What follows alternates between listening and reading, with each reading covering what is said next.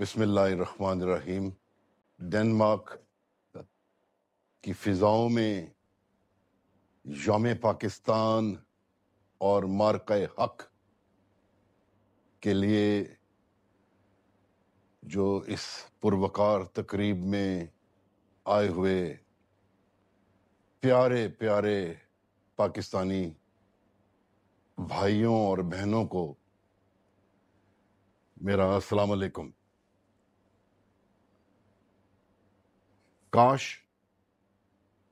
میں بذات خود آپ میں موجود ہوتا اور وطن سے دور رہ کر بھی وطن کے ساتھ مل کر وطن کے ساتھ یکجہتی کا اظہار آپ کے ہمراہ کرتا۔ آپ کتنے اچھے لگ رہے ہیں، آپ کی تعریف کرتا۔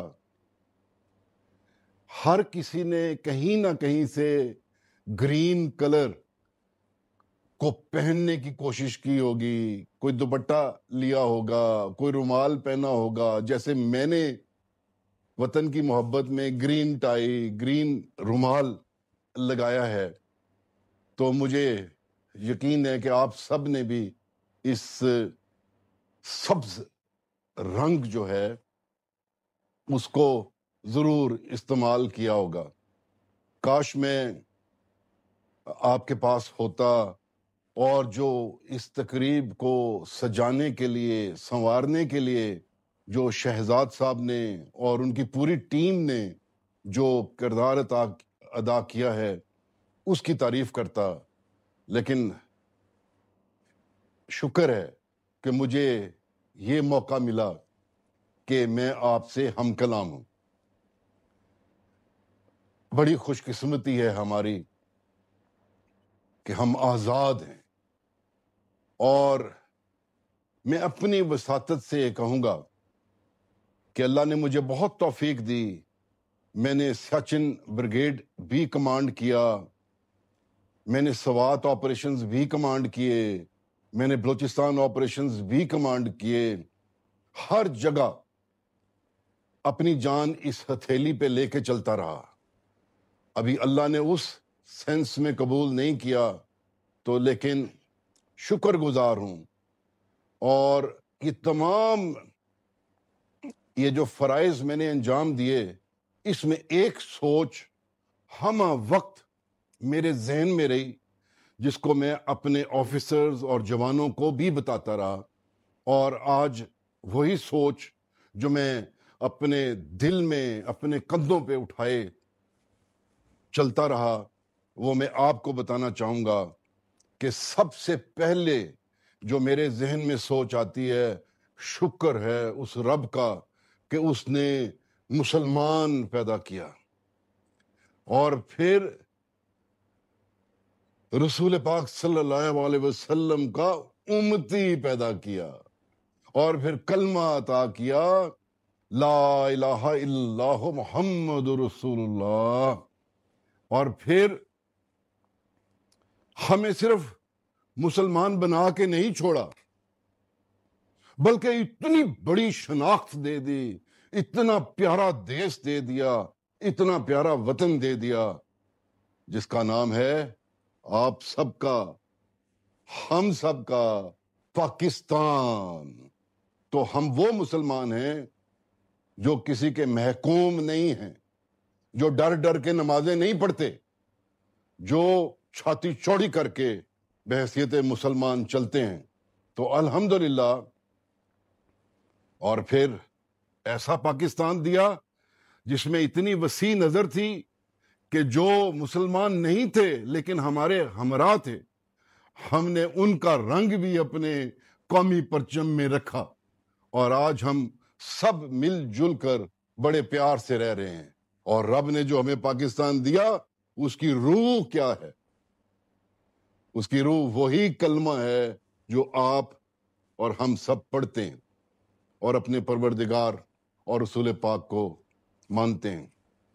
تو یہ تو ہے ہمارا پاکستان۔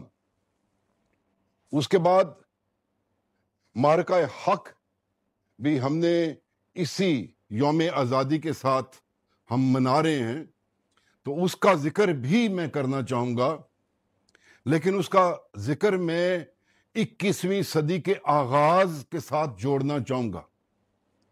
دیکھیے، پچھلی صدی میں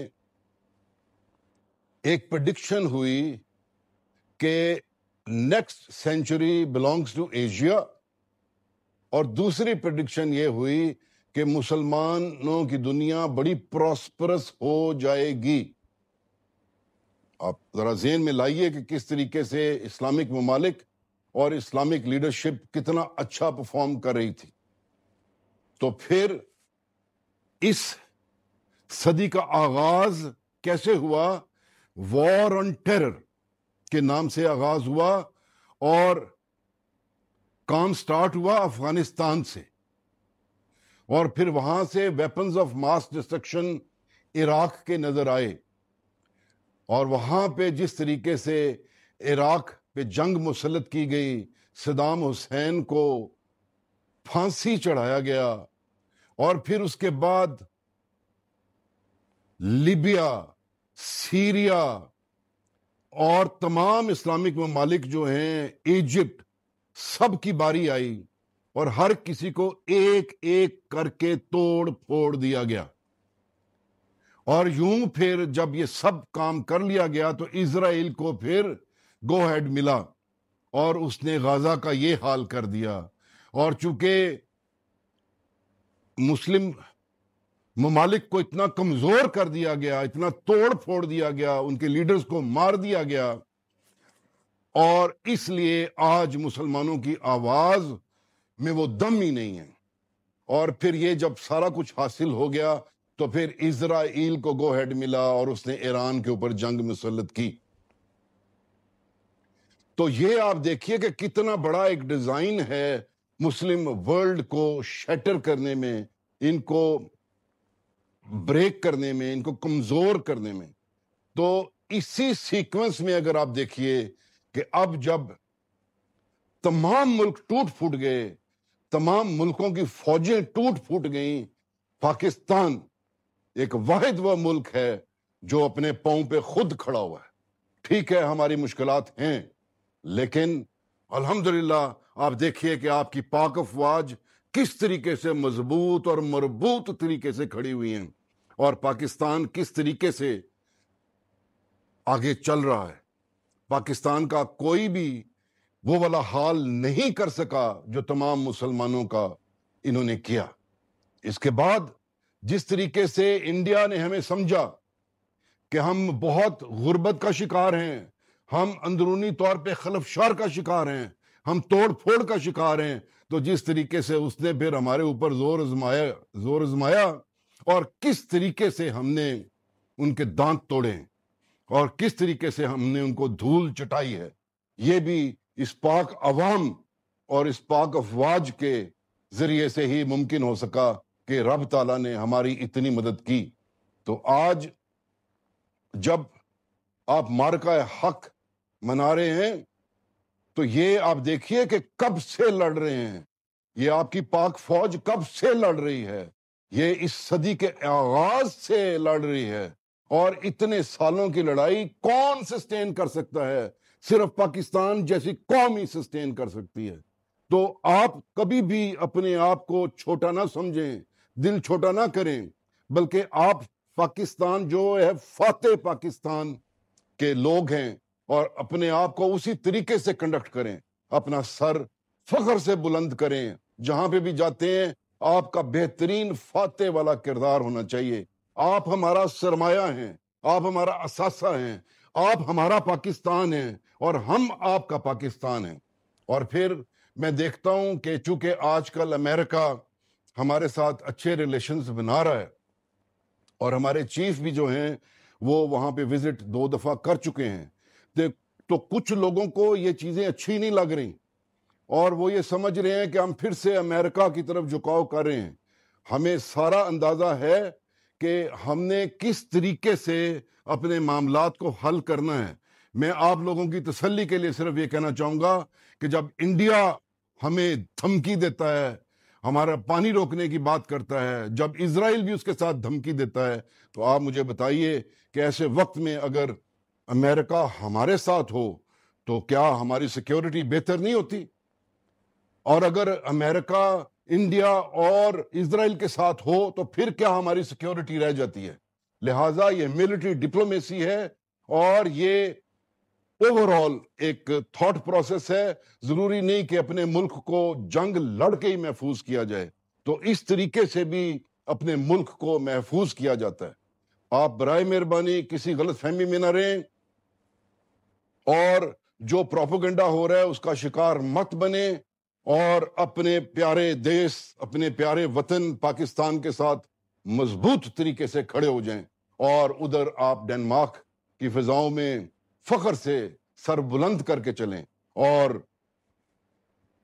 جیوے جیوے پاکستان، جیوے جیوے پاکستان، دل دل پاکستان آپ کے ذہن میں ہر وقت ہونا چاہیے۔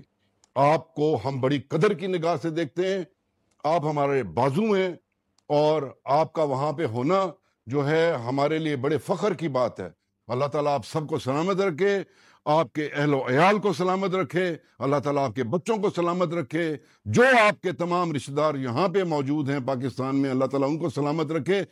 ہم پاکستان ہیں تو ہم سب ہیں، تو ہم سب نے مل جل کے اپنے وطن کے لیے، اپنے دیش کے لیے کام کرنا ہے، اور اس کو مضبوط بنانا ہے، اور رب کی مدد پھر شامل حال ہوگی۔